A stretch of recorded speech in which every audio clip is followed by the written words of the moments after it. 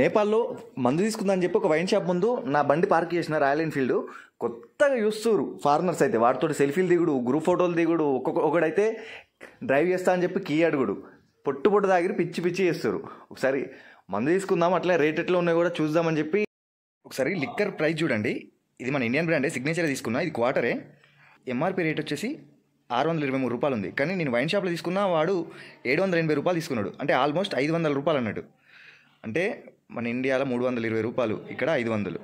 ఈ సోడా చూడండి ఒకసారి, కిన్లీ కూడా అంతే. ఇదైతే మరీ దారుణం అంటే దారుణం ఉన్నది. ఒకసారి ఇక్కడ ఎంఆర్పి రేట్ కనబడుతుంది చూడండి మీరు, 80 రూపాయలు. అంటే మన ఇండియాలో 50 రూపాయలు అన్నట్టు ఈ సోడాకు, మనకు 20 రూపాయలకు వస్తుంది. ఇది కాల్స్బర్గ్ ప్రీమియం బీర్. దీని రేట్ వచ్చేసి ఎంఆర్పి ఏమో 365 ఉంటే వాడేమో 450 రూపాయలు తీసుకున్నాడు.